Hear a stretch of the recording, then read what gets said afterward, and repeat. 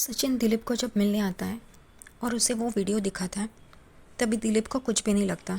सचिन बोलता है, ये देखने के बाद भी तुझे कुछ नहीं लग रहा है, तेरी अकड़ वैसी ही है। तो वो कहता है दिलीप कि तो मैं क्या करूँ, आप क्या चाहते हो, मैं क्या करना चाहूँ, आपके पैर पड़ूँ, आपके पैर में गिड़गिड़ाऊँ।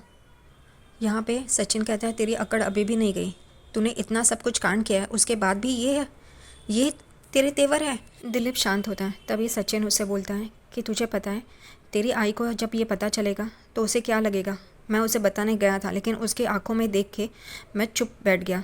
पहले भी तूने मेरी बाइक चोरी की थी, तू पुलिस स्टेशन में गिरफ्तार था, तभी तेरे बाबा और दिलीप एकदम उसको देखने लगता है और सचिन भी उसको देखता है। तभी वो कहता है, ऐसी हालत तेरी माँ की ना हो, इस वजह से मैं चुप बैठा, वहाँ से चुपचाप निकल गया, वरना ये बता सकता था मैं तेरी आई को और तेरी ताई को भी।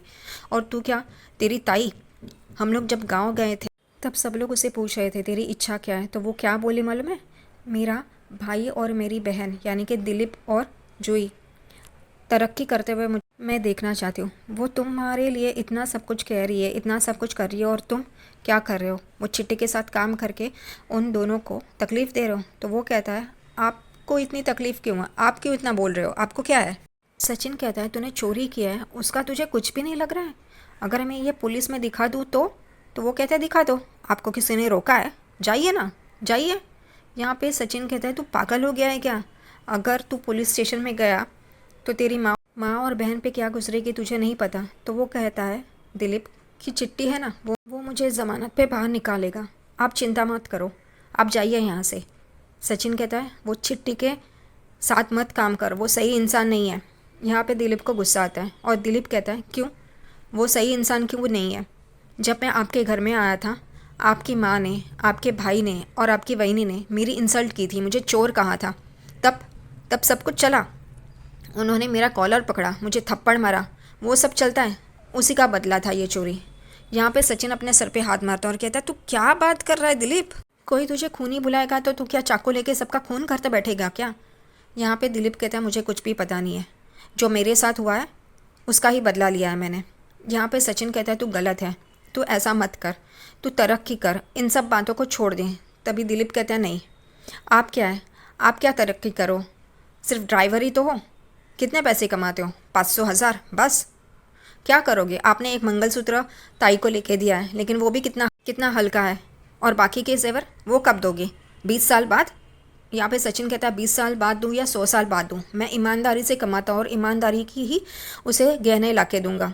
यहाँ पे दिलीप कहता है, कुछ होने वाला नहीं है आपसे, आप एक मामूली ड्राइवर हो, आपकी कुछ भी औकात नहीं है, आप सिर्फ पैसा बोलता है और पैसे ही सब कुछ है। यहाँ पे सचिन कहता है, ऐसा नहीं है। तभी वो दिलीप कहता है, अच्छा तो मेरी ताई की इज़्ज़त आपके घर में क्यों नहीं होती, काकू उसकी इज़्ज़त क्यों नहीं करती, दोनों बाकी की बहुओं की इज़्ज़त क्यों करती है, क्योंकि उनके पास पैसा है, वो अमीर घर से, इसलिए मेरी ताई की इज़्ज़त नहीं करती है वो। यहाँ पर सचिन चुप हो जाता है क्योंकि ये बात तो सही होती है, लेकिन अब वो भी क्या करे और ना ही दिलीप। वो ये सब सचिन को बताता है और सचिन को समझ में नहीं आता क्या बोलना है। सचिन कहता है, तू गलत रास्ते पे है, तेरी ताई और आई को पता चलेगा तो उन्हें अच्छा नहीं लगेगा। यहाँ पे दिलीप कहता है, आप चले जाओ यहाँ से। सचिन को बहुत गुस्सा आ रहा होता है क्योंकि उसने उसे भला बुरा कहा होता है, लेकिन फिर वो वहाँ से चला जाता है और अपने अड्डे पे आके यहाँ पे दारू पीना शुरू कर देता है। अगर दिलीप गलत है तो सचिन भी गलत ही है। ये सुन के कि उसकी इज्जत नहीं है, वो 2 कौड़ी का ड्राइवर है, तो उसे गुस्सा आया और वो दारू पीने बैठ गया। ऐसा ही दिलीप के साथ भी तो हुआ था, उसके घर में उसको चोर बुलाया गया जबकि उसने चोरी नहीं की थी, तो वो भी वैसे ही बहक गया। अब सचिन को भी बर्दाश्त नहीं हो रहा है, दिलीप को भी बर्दाश्त नहीं हो रहा है। दोनों ने अपने अपनी सहूलियत के हिसाब से अपना अपना काम किया। उसने चोरी नहीं की थी लेकिन फिर उसको चोर बुलाया तो उसने सच में चोरी कर दी। और यहाँ पे जब दिलीप ने इसकी औकात नहीं है सचिन के कहा और उसे बर्दाश्त नहीं हुआ तो वो पीने बैठ गया। क्या पता क्या चल रहा है यहाँ पे। हॉस्पिटल में साइली की माँ रो रही होती है रिपोर्ट्स देख के। यहाँ पे साइली आती है और उसे पूछती है, क्या हुआ माँ करके।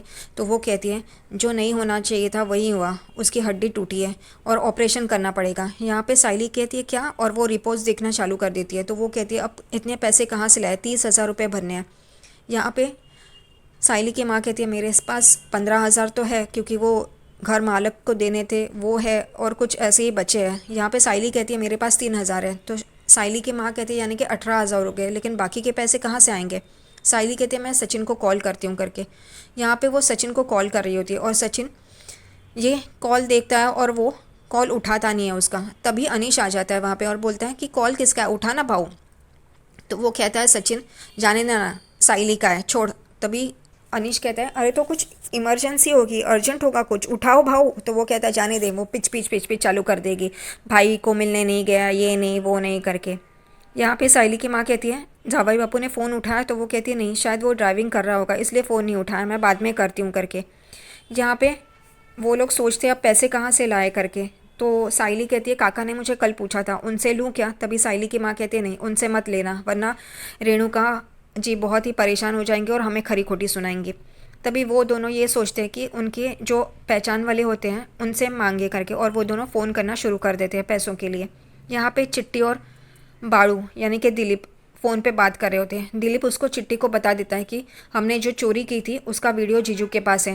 यहाँ पे चिट्टी कहता है उसके पास कैसे आया। तो दिलीप कहता है मुझे नहीं पता, लेकिन उनको मिल गया है करके। चिट्टी कहता है तो उन्होंने क्या बोला, क्या करने वाले हैं। तो यहाँ पे दिलीप कहता है कुछ नहीं करेंगे, वो चुप है, करना होता तो पहले ही कर लेते। यहाँ पे चिट्टी कहता है अगर वो और परेशान करे तो मुझे बता देना, मैं कुछ बंदों को भेज के सीधा कर दूंगा। यहाँ पे बाड़ू कहता है ऐसा कुछ करने की ज़रूरत नहीं है। यहाँ पे सब औरतें भी आ जाती है और वो कहती है कि सॉरी, हमने पैसे जो थे वो किराना में और यहाँ वहाँ सब दे दिए, तो अभी हमारे पास कुछ पैसा नहीं है, मदद तो करनी है लेकिन पैसे नहीं है करके। तभी एक उसमें से औरत कहती है ये डॉक्टर बहुत अच्छा है, गरीबों को सहूलियत देता है, तो एक बार बात तो कर उससे। इसलिए साइली डॉक्टर से बात करने आती है। तभी डॉक्टर कहते हैं कि हमारे यहाँ ईएमआई की सहूलियत है तो आप भर सकते हो। तो साइली खुश हो जाती है, कहती है ठीक है थैंक यू करके। लेकिन डॉक्टर उसे सच्चाई बता देते हैं कि बाड़ू गिरा नहीं है, उसे किसी ने उसका हाथ मोड़ा है करके, उसका झगड़ा हुआ है। यहाँ पे साइली बहुत गुस्सा हो जाती है। साइली दिलीप के पास आती है तो उसकी माँ उसे उठा रही होती है और बिठा रही होती है। तभी साइली बहुत गुस्से में होती है। साइली की माँ कहती है क्या हुआ, क्या कहा डॉक्टर ने। तो वो कहती है कुछ नहीं, मुझे दिलीप से बात करनी है। और वो दिलीप को पूछती है तू कैसे गिरा, तेरा हाथ किसने मरोड़ा। उसे समझ में नहीं आता, वो यही बोल रहा होता है कि मैं बाइक से गिरा। तभी साइली कहती है फिर तेरे फ्रेंड का नंबर दे, मैं उससे बात करती हूँ। ये सब झमेले में आखिरकार दिलीप बता देता है कि मेरा हाथ किसी ने मरोड़ा है करके। तभी साइली और साइली की माँ चौंक जाती है। वो कहता है कि मैं चिट्टी के पास काम करता हूँ। ये सुन के साइली बहुत गुस्सा हो जाती है और उसे मारने लग जाती है। तभी साइली की माँ कहती है अरे तू मार क्यों रही है, अभी उसका हाथ तो ठीक नहीं हुआ और तो और उसे मार रही है, रुक रुक करके। तभी वो कहती है इसे मारना ही चाहिए, चिट्टी के साथ मैंने कहा था काम मत कर, फिर भी कर रहा है, झूठ बोला इसने।